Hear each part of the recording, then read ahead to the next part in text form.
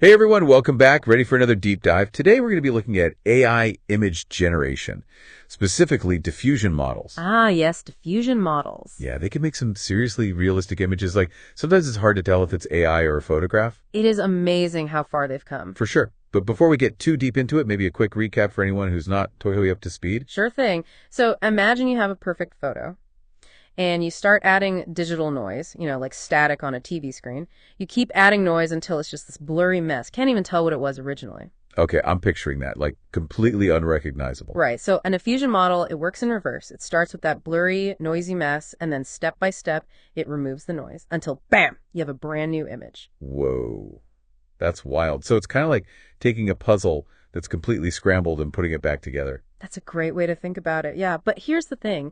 These diffusion models, they're powerful, but they can be slow. Yeah, that's what I've heard. What makes them so slow? Is it like the computing power or? It's the process itself. To get that final image, it has to go through tons of tiny steps, removing noise bit by bit. It's like an artist making a painting with thousands of tiny brushstrokes. Ah, okay, I see. Each one takes time. So is there any way to speed that up? Like, what if the AI could be smarter about which brushstrokes to focus on first? Well, that's exactly where region adaptive sampling comes in, RAS for short. It's basically a way to make those brushstrokes more efficient. Okay, now you got my attention. So how does RAS actually work? Like, does it analyze the image beforehand and make a plan? You could say that it actually uses two main observations about how these AI models see images. First, they tend to focus on similar areas in back-to-back steps when they're creating an image. It's like building it layer by layer. So it's not just jumping around randomly. There's a pattern. Definitely a pattern, and that leads to the second observation, which is that the AI is focusing on the important parts of the image. Like if it's a portrait, it'll focus on the face first. Okay, so it's learning what matters most, just like a human artist would. But how does that actually make it faster? Well, if it knows which areas are key, it can put more effort into those areas and update them more frequently. We call those fast update regions. And I'm guessing the less important areas, like the background maybe, become the slow update regions. Exactly. It's all about working smarter, not harder. And get this, RAS actually uses the noisiness of different regions to figure out where to focus. Hold on, noisiness. How can noise be a good thing? Well, remember how we talked about diffusion models removing noise, the areas that are still really noisy? Those need more attention, more fine-tuning, like the parts of a painting that need more layers of paint to really pop. So the AI is like, hey, this spot is still pretty rough. Got to spend more time here. Yeah, pretty much. But we have to be careful. Those slow update regions, they can't be totally ignored, right? Otherwise, they might end up blurry. Right, you don't want the background looking all messed up. Exactly. So there's a mechanism to make sure they still get enough updates to keep the quality up. It's about balance. So it's like making sure every part of the painting gets at least a few layers, even if the main subject gets the most attention. Yeah, a good analogy. And it gets even cooler. RAS doesn't just have fast and slow. It can actually adjust how much it focuses on each area as it goes, like constantly analyzing and readjusting. Wow, so it's like super dynamic. It's changing its approach on the fly. Totally. But with all this focusing on different areas, you might be thinking, won't that make the image look disjointed? Yeah, actually, I was kind of wondering that. Like a puzzle where some pieces are sharp and others are still blurry. That's a great point. To prevent that, RAS has a built-in reset. Every so often, it'll do a full refresh of the whole image, make sure everything stays on track, prevents those little errors from becoming big problems. It's like the AI is stepping back from the easel, taking a look at the whole picture. Exactly. Okay, so all this, it must lead to some pretty impressive results. Oh, absolutely. We're talking speed increases up to 2.36 times faster, and the quality is basically the same. Sometimes you can't even tell the difference. Wait, 2.36 times faster? That's insane. Are there any specific examples where you really see the power of RAS? Like a before and after kind of thing? One that comes to mind is an image of a hare in the snow. The researchers found that RAS really focused on the hare's fur, all those tiny details, and the little weeds poking through the snow. But the snowdrifts themselves, they didn't need as much attention. Ah, so it's not just about speed, it's about being smart with that speed. You got it. And the best part is you don't have to retrain the AI model to use RAS. It can be applied to existing diffusion models, just like that. So it's like a win-win. Faster images, same quality, and you don't have to start from scratch. Exactly. It's all about being more efficient with our AI, and RAS is a fantastic example of that. This is incredible. I mean, think about what this could mean for all sorts of creative fields, like designers, filmmakers, anyone who needs to generate images quickly. Absolutely. And it's not just about speed. RAS also opens up some really cool possibilities for image quality and resolution.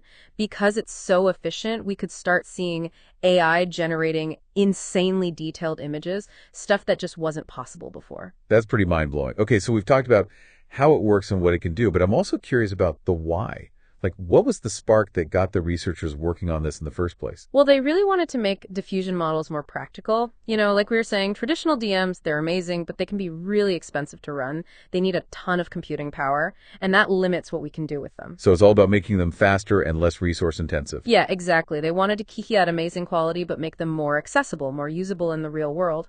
And they realized that the key was understanding how these models actually work, like how they think during the image creation process. It's like they cracked the code of the AI artist's brain. That's a great way to put it. And the best part is, it's not just a theory. They've actually implemented RIS and done a bunch of tests to see how well it works. So it's a real, tangible breakthrough. What about the results? Did people even notice a difference between images made with RAS and the old way? That's the amazing thing. In their tests, people could barely tell the difference. And remember, RAS was making the images way faster. So it's like the best of both worlds, speed and quality.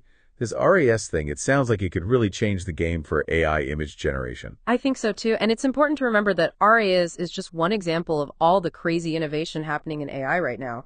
People are constantly pushing the limits, coming up with new ideas, making these models even better. It's an exciting time to be following this stuff, that's for sure. But with all this talk about AI making realistic images, it makes you wonder about the potential downsides too, right? Like, could this technology be used to create fake images? Stuff that could mislead people or even be harmful? That's a really important point, and it's something that everyone in this field is thinking about very seriously. We have to be responsible with this technology. It's not just about the tech itself, it's about the ethics, the bigger picture. Absolutely. We need to be talking about transparency, accountability, how to prevent the spread of misinformation. It's a powerful tool, and like any tool, it can be used for good or bad. It's up to us to make sure it's used for good. Well said. It sounds like we need more than just tech skills to develop AI. We also need a deep understanding of human values and ethics. Totally agree. It's a multifaceted challenge, and we need everyone working together. Researchers, developers, policymakers, and the public. A lot to think about there. So we've covered the how, the why, and the potential impact. But before we wrap up, I'd love to hear your thoughts on what's next. Like, where do you see this technology going in the future? What are you most excited about? One area that I find really fascinating is how RAS could be used to enhance creativity.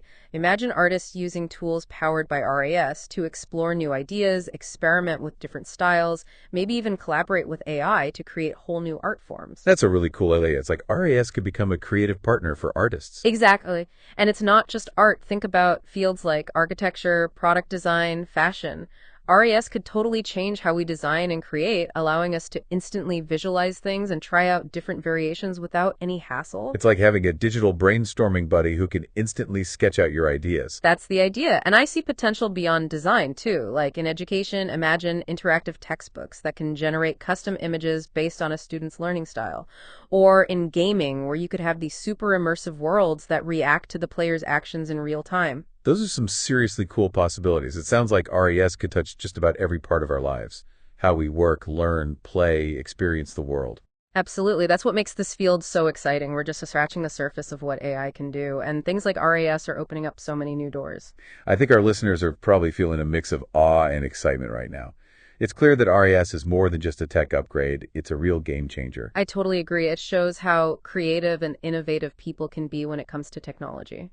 And speaking of making a difference, we had a listener write in with a question about using AI image generation for social good. Oh, that's a great question. And it's something that people are already looking into. Like, imagine using AI to create visualizations that help us understand complex scientific data, or to create realistic simulations for training in fields like medicine or disaster response. Those are awesome examples. It seems like AI could be a powerful tool for tackling some of the biggest challenges we face. For sure. And beyond those practical applications, there's also the potential for AI to inspire and uplift, like using it to create art that promotes understanding and empathy, or to generate personalized stories that help people connect on a deeper level. Those are beautiful ideas. The possibilities really do seem endless. They really do. But I think it's important to remember that the future of AI isn't set in stone. It's up to us, as a society, to guide its development and make sure it's used for good. It sounds like we have a collective responsibility to shape the future of AI and ensure it reflects our values. Exactly. And I think if we approach AI with a sense of curiosity, collaboration, and ethical awareness, we can unlock its full potential to create a better world for everyone. That's an inspiring thought, and hopefully our listeners will keep that in mind as they continue exploring the amazing world of AI. It's wild to think that we're not just building these crazy AI tools, but we're also learning more about our own creativity along the way. It's true. As we make AI that can do things like focus on specific regions, like with RAS, it kind of makes you think about how our own brains work. Like we're inspiring each other. AI learning from us learning from AI. Yeah, exactly. It's a back and forth kind of thing. And, as these AI models become even more advanced, I think we're going to need techniques like RAS even more. It's all about making them efficient, using their resources wisely. Okay, so let's bring it back to our listeners for a minute. We've talked about a lot today, from those diffusion models to this RAS thing. What are the key takeaways here? What should they remember? Well, I think the biggest thing is that AI image generation is changing fast, like really fast. And it's already having a huge impact on all kinds of fields. It's this crazy mix of art, tech, and human creativity. Totally. And RAS is showing us how we can make these powerful AI models even better, more efficient, more useful for everyday stuff. Right. By figuring out how these models think and what they should pay attention to, we can make them work smarter without sacrificing the quality of the images they make. So it's not just about making AI more powerful. It's about making it more focused, more intelligent. Absolutely. I think this whole idea of understanding AI's attention, it's going to be huge in the future.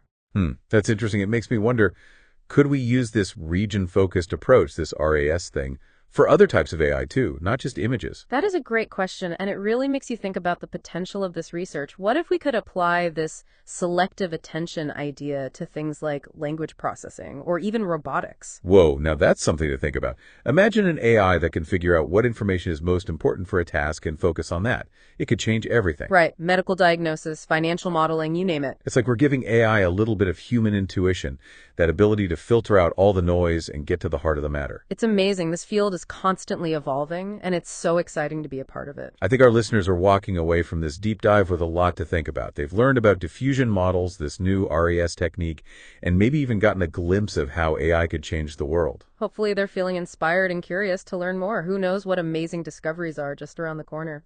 Maybe one of our listeners will make the next big breakthrough. But until then, thanks for joining us on this deep dive. Keep exploring, stay curious, and most importantly, keep asking those big questions. It's been a pleasure joining you on this exploration. Remember, the world of AI is always changing, so never stop learning and innovating. Who knows, maybe we'll see you on another deep dive soon. 16 6 6ES 6TAO